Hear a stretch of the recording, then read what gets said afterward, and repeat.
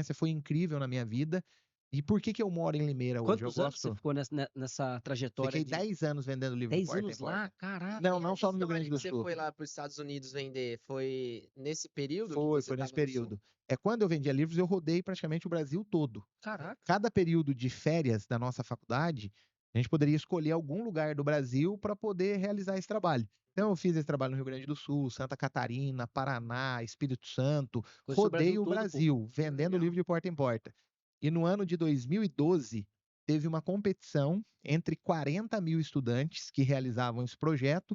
Os 20 que tivessem mais resultados ganhariam a oportunidade de ir para os Estados Unidos, estudar inglês e vender livros para a comunidade brasileira. E eu Porra, fiquei em segundo lugar. caraca, Fiquei em velho. segundo lugar no Brasil e fui para os Estados Unidos. Fiquei 6 meses lá vendendo livros e fui com o objetivo de estudar inglês. Mas eu gostei tanto de vender livros lá que eu nem estudei inglês, só fiquei vendendo. Então foi Caraca, uma bicho. experiência muito legal, E foi como é que você marcante. vendia livro lá? A gente vendia para a comunidade brasileira. Ah, tá. Lá existiam muitos brasileiros, então Uhum. a gente ia direcionado. Entendi. Eu me recordo que lá nos Estados Unidos eu Qual, estava assim, qual estado ou cidade que eu era? fiquei no estado de Massachusetts, Massachusetts. na região de Boston, uma Uhum. região que tem uma concentração muito grande de brasileiros. Brasileiro lá, né? E ali rodei, né? Rodei os Estados Unidos. Eu carrego um lema comigo que é o seguinte: quem vende não depende. Uhum. O que que eu quero dizer com isso? Que a partir do momento que você domina a habilidade de vender, você não depende mais do sistema, você não depende mais dos seus pais, você não depende mais do marido, da mulher, você se torna uma pessoa independente. E lá, como nós estávamos ali em 20 estudantes, tudo que nós saímos para fazer, a gente saía de van. E aquilo me incomodava, porque eu já tinha perdido a minha liberdade. Eu sempre gostei de ser passarinho solto. Eu falei, eu vou comprar um carro. Vou comprar um Lá? carro, vou comprar um carro aqui nos Estados Unidos porque eu quero ter minha liberdade. E o vendedor ele precisa ser intencional. Uma coisa que eu aprendi, não só o vendedor, mas o empreendedor, toda pessoa precisa agir com intencionalidade. Mas você acha que o vendedor ele precisa ter sonho? Porque muitas pessoas também, cara, têm dificuldade em saber quais são os sonhos dela, né? Já percebeu que muitas vezes você vai conversar com alguém, a pessoa não sabe qual é o sonho dela? Na verdade, ela tem que ter ambição. Eu falo que o maior combustível de um vendedor é a ambição. Você quer identificar uma pessoa que vai dar muito certo com venda? Busque uma pessoa que tem fome de vencer. Ambiciosa, Sabe né? aquela pessoa que fala, eu vou ser fera, eu vou alcançar tudo que eu sempre sonhei. Pode jogar o que você quiser na mão dessa pessoa que ela vai Ela vender. vende. A ambição, ela supera a técnica. Uhum. A ambição, ela supera a experiência. A ambição, ela supera qualquer talento. É. Agora você imagina uma pessoa que tem talento, que tem sonho, que tem técnica e ainda é ambiciosa. Ninguém para essa E pessoa. usar a raiva também, É, cara. No meu como caso, combustível, né? nossa, a raiva pra mim sempre foi um combustível muito impulsionador, assim. Porque às vezes você tá naquele ambiente, você sente raiva de estar ali. Você fala assim, cara, não é possível que eu tô nessa situação. E aí, essa raiva te gera uma energia absurdamente grande pra você ir pra frente Uhum. também. Então, às vezes, tem gente que fica muito acomodado, né? E às vezes essa acomodação não gera um incômodo na pessoa, não gera uma raiva dela querer sair dali, né? Então, eu acho que vejo duas situações. Ter um sonho, se a pessoa não tem sonho, que tem uma raiva de mudar alguma coisa, né? É. E o Caio Carneiro, ele fala uma coisa que ele tá acostumando falar bastante agora recentemente. Ele fala como se ele estivesse falando com uma vendedora dele. Ele fala assim: eu consigo treinar, eu consigo ensinar qualquer coisa, mas a vontade, o tá afim, o querer, eu não consigo. Então, muitas vezes, por exemplo, quando eu vou fazer alguma venda, o mesmo Leonardo que tá aqui com essa energia, é o mesmo Leonardo na hora que vai fazer a venda de energia solar ou de uma estação de recarga rápida para carro elétrico, que é a outra empresa que eu tenho também, que é a Carrega e Vai. É o entusiasmo, é que nem você falou, Brunão. Esse entusiasmo, ele contagia. Às vezes, a pessoa tem 5 opções lá para poder fazer uma compra, mas ela gostou tanto da sua energia, e é uma energia que ela você sente que não é um negócio forjado ali só para aquele momento, igual você falou, dá para sentir no cheiro, cara. Eu não sei explicar isso. A gente que tem bastante experiência com vendas, com o passar do tempo, né, a gente vai sofrendo e tal, e vai ficando calejado, essa resiliência, ela faz com que, através do cheiro, da intuição, só de você bater o olho na pessoa, você já consegue sentir a essência. Então, acho que isso é algo tão puro que faz com que a gente aumente os nossos resultados. Ó, Olha que e loucura. tem a galera aqui que também tá com sede, ó. Tem a galera com sede aqui, ó. Só cobrando Aqui, ó, insight. vou conquistar meu casamento, minha casa, eu vou. Olha lá, Marco Bombo. Boa, isso É, isso aqui, legal, cara. personalidade. Legal, Marco.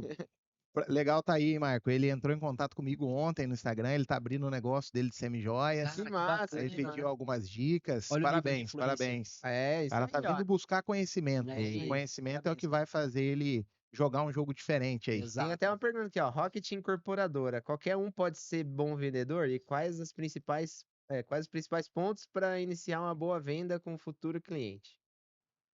Quer que eu já responda? Pô, manda bala. Vamos lá. Estudar é evoluir. É isso aí.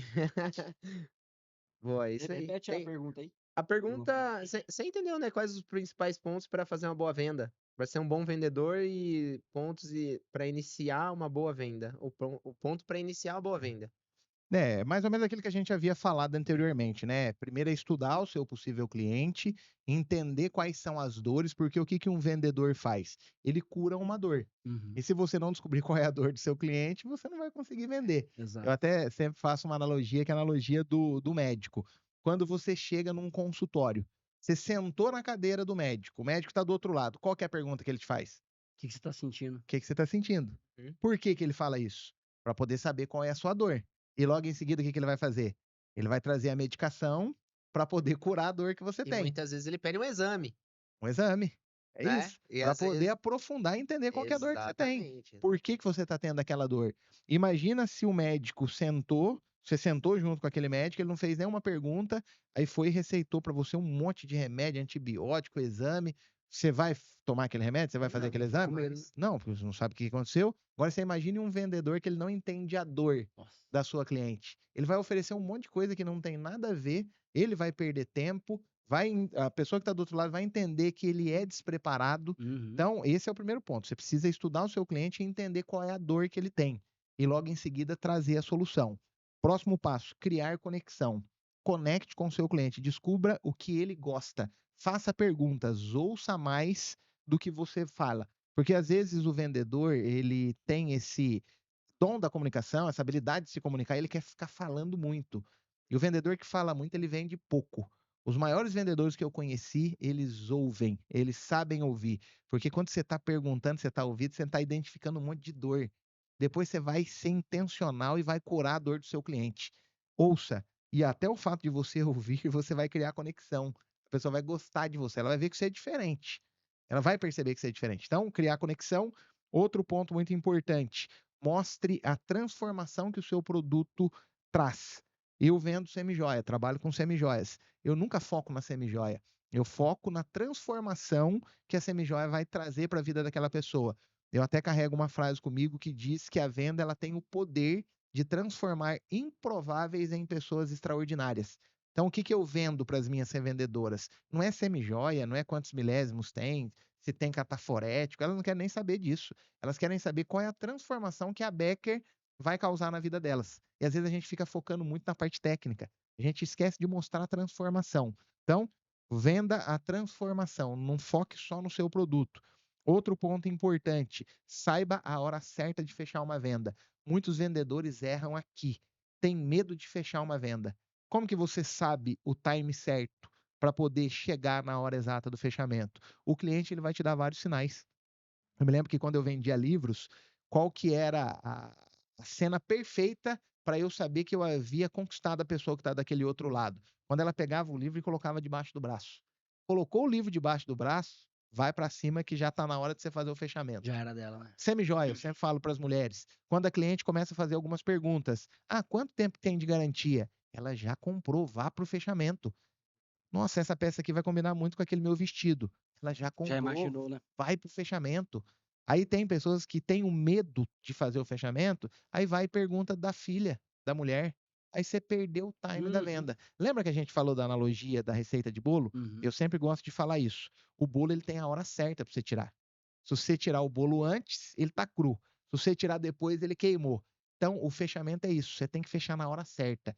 Passou do time, você vai perder a venda. Fez o fechamento antes, você vai perder a venda. Então, essa é uma outra etapa muito importante. E depois o pós-venda, que muitos vendedores não fazem o pós-venda, não é natural. Uhum. E a pós-venda, ela fideliza, você forma um exército. Eu falo que é muito mais fácil você cuidar de um cliente que você tem do que você ficar, né, gastando energia para conquistar outro cliente. Uhum. E na pós-venda, você ainda consegue fazer vendas. Exato. Porque às vezes a mulher quer comprar uma semijoia, né, ela está precisando do seu serviço, do seu produto, você fez o pós-venda, ela lembra de você e às vezes você tira uma venda, tira um pedido em cima daquele pós-venda. Então esse é o processo ideal. Outra coisa muito importante, eu não lembro qual de vocês que comentou a respeito disso, mentalidade. A mentalidade, ela define a vida de um vendedor. Eu gosto de uma história que eu sempre conto, que é a seguinte: conta-se que há muito tempo atrás, uma empresa no segmento de sapatos, ela teve muito sucesso no seu país de origem. Eles vendiam muitos sapatos e tomaram uma decisão.